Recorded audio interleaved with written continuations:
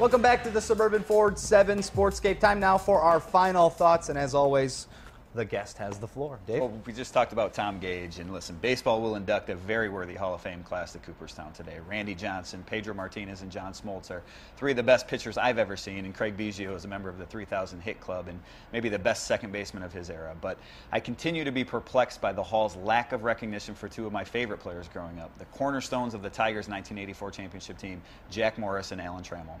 I realize Morris is no longer eligible for election by the Baseball Writers Association, his 15 years having expired 2 winters ago, and while he wasn't as dominant as Pedro or Big Unit or even Smoltz, his career is certainly Hall-worthy. 254 wins, nearly 2,500 career strikeouts, and one of the best big game pitchers of his generation with 3 World Series rings. Trammell has 1 more year on the ballot after getting 25% of the vote this year, and while Morris has the more compelling candidacy, Tram deserves election too. He was a Gold Glove defender at the most important position on the diamond, a World Series MVP, and he should have won AL MVP in 1987. Neither Morris nor Trammell is going into the Hall anytime soon, but hopefully the Veterans Committee will rectify that one day. Trammell did some first base duty. Looked good out there wearing number 4.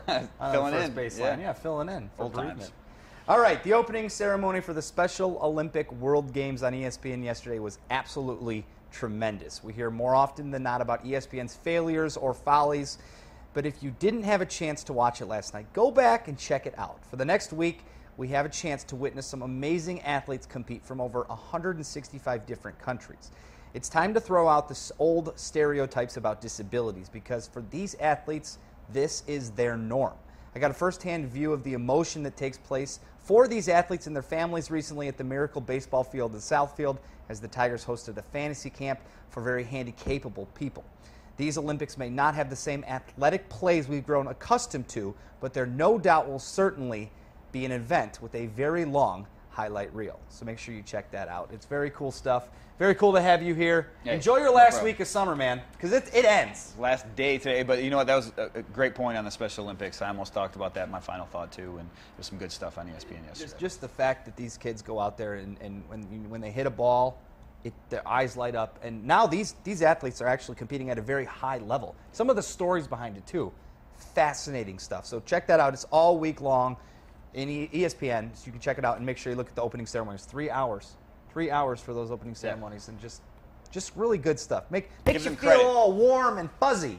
I give them credit for covering it this year, too. Oh, absolutely. It's a good thing. It's great. The world. It's the world thing. So, all right, anyways, Dave, thanks, brother. See you, Joe. Enjoy your Sunday. Yep. And enjoy your Sunday as well. Thank you for joining us on the Suburban Ford 7 Sports Cave. We will see you next week for my memorial. Goodbye.